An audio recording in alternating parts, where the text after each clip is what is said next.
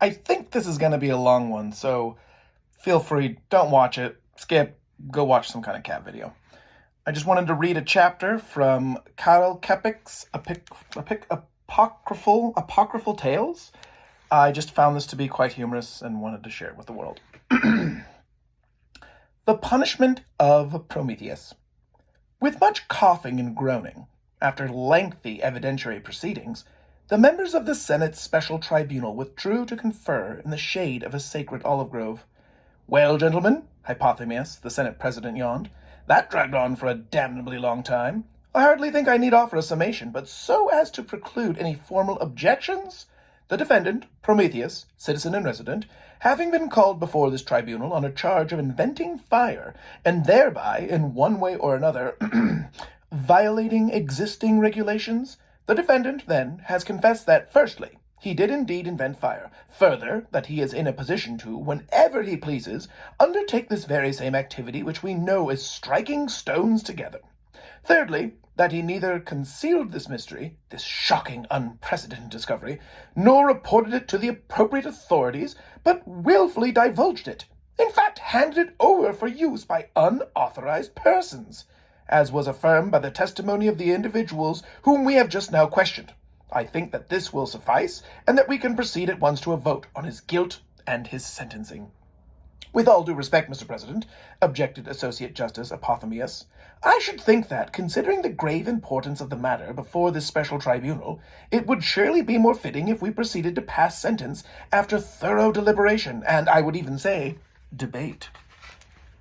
"As you wish, gentlemen," the easygoing Hypothemius pleasantly assented. "The case is perfectly clear, but if any of you wishes to comment, please do so." "I would venture to point out," Assistant Justice Prometheus spoke up, coughing primly, "that in my opinion, one aspect in particular of this entire affair should be emphasized. What I have in mind, gentlemen, is the religious aspect. Be so kind as to tell me, what is this fire? What is this bringing forth of sparks? As Prometheus himself admits, it is nothing other than lightning. And lightning, as we all know, is a manifestation of the supreme power of Zeus, the Thunderer. Be so kind as to explain to me, gentlemen, how such a one as Prometheus gained access to this divine fire. By what right did he take possession of it? Where and how precisely did he come by it? Prometheus has tried to persuade us that he simply invented it, but that is preposterous tale. If it were as innocent as all that, why would not one of us, for instance, have invented fire? It is my conviction, gentlemen, that Prometheus simply stole this fire from our gods. His denials and evasions do not deceive us. I would describe his offense as common theft, on the one hand, and as the crime of blasphemy and sacrilege, on the other. We are here to punish with the utmost severity this impious arrogance, and to protect the sacred property of our nation's gods. That is all I wish to say." Prometheus concluded, and he blew his nose vigorously on the corner of his chalmis. "Well spoken," offered Hypothemius. "Does anyone else wish to comment?" "I beg your indulgence," said Apothemius, "but I cannot agree with the arguments of my esteemed colleague. I have seen how the said Prometheus sparked this fire, and I tell you frankly, gentlemen, that, between ourselves, there is absolutely nothing to it. To discover fire, why, any idler, layabout, or goatherd could do that. The only reason we didn't stumble across it ourselves is that a respectable, sober-minded adult, needless to say, has neither the time nor the inclination to play around with striking little stones together. I can assure my colleague Prometheus that there are quite ordinary natural forces, which it is beneath the dignity of a thinking man, much less a god, to concern himself with.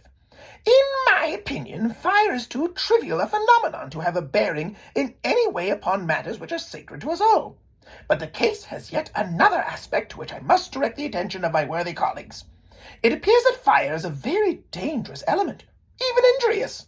You have heard a succession of witnesses testify that, in experimenting with Prometheus's mischievous invention, they suffered serious burns, and even, in some instances, I might add, property damage. Gentlemen, if by virtue of Prometheus's offense the use of fire becomes widespread, which unfortunately it no longer seems possible to prevent, neither our lives nor indeed our property will be safe. And that, gentlemen, may well mean the end of all civilization. The slightest carelessness will suffice, and what is there to stop this disturbing element? Prometheus, gentlemen, has committed an act of criminal irresponsibility by ushering so harmful a thing into the world. I would classify his offense as grievous bodily harm and endangering public safety. In view of this, I call for life imprisonment with hard pallet and shackles. I have completed my say, Mr. President. You are entirely right, sir, Hypothemus sniffed. I would only ask you, gentlemen, what need did we ever have for this fire? Tell me, did our forefathers use it? To introduce such a thing as this is clearly disrespectful to the inherited order, is nothing short of a subversive act. Playing with fire, that's all we need. Just consider, gentlemen, where it will lead. People huddled idly around a fire, wallowing in warmth and comfort instead of fighting and that sort of thing. Nothing will come of this but softness, moral decay, and general disorder and that sort of thing.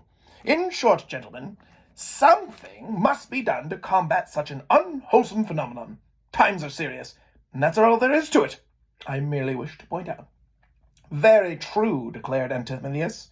Surely we all agree with our president that Prometheus's fire may have been having unforeseeable consequences.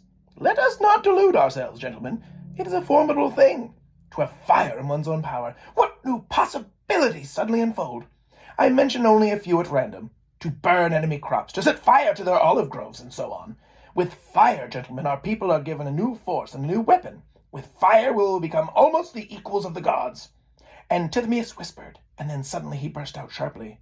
I accuse Prometheus of having entrusted this divine and invincible element of fire to shepherds and slaves, to whomever crossed his path. I accuse him of not having surrendered it into competent hands, hands which would have guarded it as a national treasure and properly governed its use. I accuse Prometheus of having thereby misappropriated the discovery of fire, which should be a mystery of the priesthood. I accuse Prometheus, Antiphanes shouted wildly, of having taught even foreigners to kindle fire, of having not concealed it even from our enemies. Prometheus stole fire from us by giving it to everyone. I accuse Prometheus of treason. I accuse of conspiracy against the state. Antiphanes was nearly choking on his tirade. I propose the death penalty, he managed to sputter. Well, gentlemen, said Hypothemus, does anyone else wish to be heard?